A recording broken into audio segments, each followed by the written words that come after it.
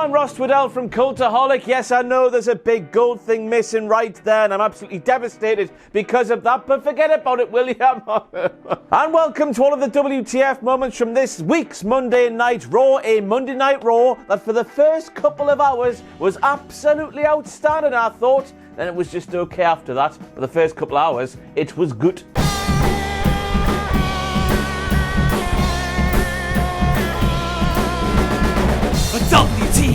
WTF!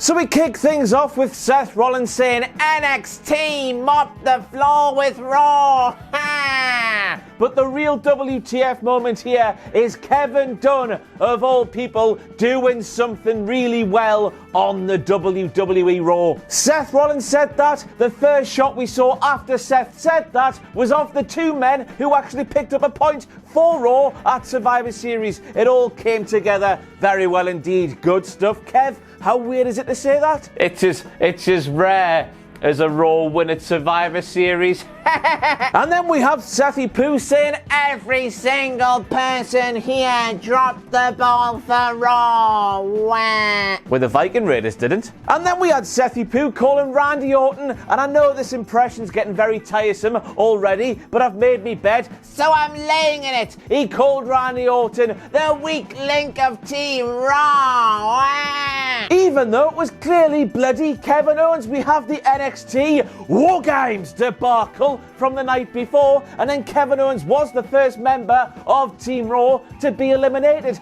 probably because he knackered himself inside of the War Games. Na na na na na na na na na na. You know what comes next. Randall Keith doing that. It's Seth Rollins is the kind of content I watch the wrestling for. Fantastic. The best thing he's done in years. I love Monday Night Raw. I love this ring. I love the canvas. I love the ropes. I love this. I love that. I love everything. But this isn't about me, Seth Rollins said. Seth Rollins, me calling a town meeting, me standing in this ring, cutting a promo for the first 10 minutes of Raw, me speaking about me a lot and my disappointment with all of the Raw roster. But this is not about me. It's not about Seth Rollins. And I've seen a lot of people on the interweb calling this a Seth Rollins heel turn, but you know what? I don't think it is. To me, the real life Seth Rollins, who is completely oblivious to what he does that makes us fans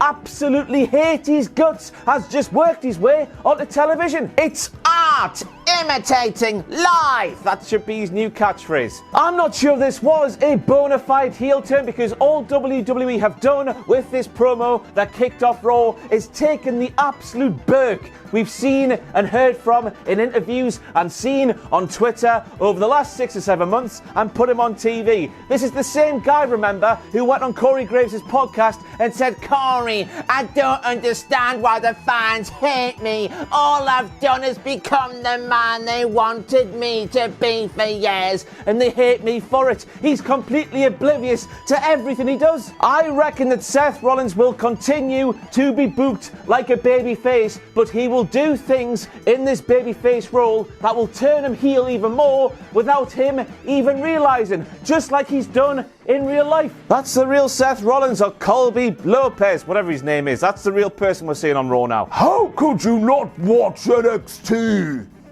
Said the child of both Sir David Attenborough and Jeremy Clarkson during that NXT advert. And I'll tell you, offspring of Clarkson and Sir David, it's because AEW's on. And I'm joking, of course. Watch both of them, will you? There's 7 days in a week. Watch both of them. They both crap all over Raw and SmackDown. Wednesday night is all we need. Then we have Jerry Lawler saying, the way this week's Raw has started, I've never seen anything like it. Well, Jerry, you clearly do not remember the classic bit of wrestling history that was the July the 16th episode of SmackDown Live, where we saw Shane McMahon's town hall meeting. Yay! I mean, it's obvious why Jerry Lawler would not remember that classic bit of wrestling history, because in the words of Caitlyn Jenner from I'm a Celebrity, Get Me Out of Here, everything involving Colonel McSweaty Bullocks, apart from that match where Kevin Owens has been absolutely horrible. I really like Caitlin's voice, me. So first of all, we have Vic Joseph saying, just when fans thought Lana could not get any lower, this happened earlier today. And I was thinking to myself, Vic, there is nothing lower than faking a pregnancy when we live in a world with people like Chandler Bing and Monica Geller who cannot do that stuff for real, man. Fake pregnancy should not be a part of professional wrestling. But also, that thing there says earlier, They're spelled tonight wrong. And then we have Vic saying, can you believe Lana would serve Rusev, my bay and spirit animal with a fresh restraining order? Can you believe it? I can't believe it, Maggle. I mean, yes, you can. She did the same thing, but in a different state. So now they're in a different state for this week's Raw. Of course, she's going to do the same thing because they're in a brand new state. That's like Lana saying, hey, Rusev, just because we're in Illinois, I don't want you to try and shag me inside of a tank, so here's a restraining order. But now we're in Texas or somewhere else. Let's open that cap and get inside. And then we have Jerry Lawler saying that Rusev crossed a line by attacking Bobby Lashley. Bobby Lashley, Jerry Lawler, has been shagging Rusev's wife and plastering it all over the world. He's made Rusev a cook in front of the entire world. C-U-C-K, not C-O-O-K. Rusev's had his manhood literally chopped off in front of the world, so the least Rusev can do is violate a restraining order and push Bobby off a very short stage thing. Jerry, man, Rusev should be bending you over for what Bobby's done. He hasn't gone anywhere near far enough yet, man. King, when was the last time you saw that kind of destruction from a tag team, Vic Joseph said. And I was sat there thinking, Vic, how about the 7 million squash matches we've seen from the Viking Raiders over Raw over the past few months? It's time to give those hairy, sweaty men, those big Newfoundland dogs, Hanson, it's time to give them a proper storyline, man. And then a wild Matt Hardy appeared. I like David Attenborough. And as great as the stuff on his YouTube channel and on his Twitters has been over the past few months, while he's been missing, it is fantastic to see him back and looking so well. He looks fit as But that match against Buddy Murphy from this week's Raw was Matt Hardy's second televised match since July the 9th, when him and Jeff won the SmackDown Live Tag Team Championships. And the other televised match was the 51-man Battle Royal at the Greatest Raw, whatever show it was called in Saudi Arabia. They all get mixed up, don't they? And those Saudi shows don't even count. They're a bloody joke, man. And that's just bollocks, isn't it? Use Matt Hardy more. Hey, they do know how to spell tonight. So next up we have Vic Joseph losing his bananas at the sight of the OC, fingering those dimples and hunting down Humberto. This was his chance to win the United States Championship. Vic screamed at the top of his voice. And then we had Jerry Lawler's response to that, which was, it's too soon for that kid anyway. Pulling back the curtain a bit too far there, aren't you, Jerry? I mean, you are absolutely right, but I didn't think that was something a commentator on a WWE show would be saying. Next you'll be saying he's got to get over, brother. Leave that stuff backstage, man. So next up we have Big Daddy Drew McIntyre claiming that he's never been in a match with AJ Styles. And wouldn't you just know it, I've done some research and they have been on the opposite side of the ring 6 times. Drew never mentioned singles matches, so I've jumped on it. And wouldn't you just know it as well, one of those matches took place on our television screens back in April when the team of Seth Rollins and Roman Reigns and AJ Styles defeated 3-man Bland. And then we have Big Daddy Drew McIntyre talking about somebody who is tall, dark, handsome, has a sexy accent, but has never had a singles title opportunity. I mean, we can't be talking about former Intercontinental Champion Drew McIntyre, can we? Or was the Drew McIntyre who was in WWE a long time ago different from the man who appeared now? No, he's not. So we have tall, dark, handsome, has a sexy accent. It's the Yeti! But also in this moment, Drew started bragging because he pinned the United Kingdom champion, Volta. And that's even though over the past few weeks on Raw and SmackDown and Survivor Series, WWE has told us beyond any shadows of any doubt, NXT UK superstars are not actual proper WWE superstars. They're nothing more than a bunch of jobber losers. So basically, Drew, you say you beat Volta. AJ Styles has stood in that ring, quite frankly, saying at the top of his lungs, "That don't impress me much, it's all about the little things." And then we found out that AJ Styles is the general manager of Raw. So Trevor suggested those four lads there have a fatal four-way match, with the winner of that fatal four-way match going on to face Alan later in the night for the United States Championship. And eventually, Alan was like, "You're on, guys." and then the match happened. AJ Styles go on, the match happened. And it's just like a couple of weeks back when The Miz was the one to announce The Fiend versus Daniel Bryan at Survivor Series was officially a matchup. It turns out the inmates are running the WWE Asylum.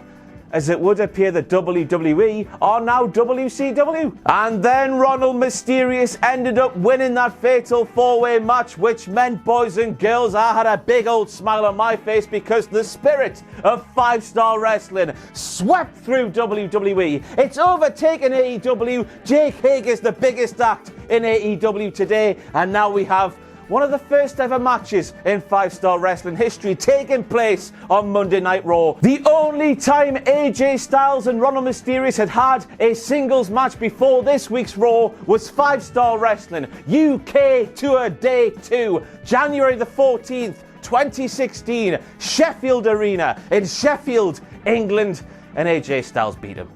So it was nice to see Rey get his revenge, I guess. And speaking of Ronald doing it, he actually did do it, which has got to be a WTF moment because he is as old as time. But after pulling off that miracle, after going through that massacre at the hands of Brock Lesnar, that finish to that match on this week's Raw has to be the single best finish to a weekly televised WWE match in God knows how long. If you were sat there not invested in the story of Ronald Mysterious coming up to win the US title out of nowhere, and you weren't on the edge of the seat as that referee was counting the pinfall, you are dead inside.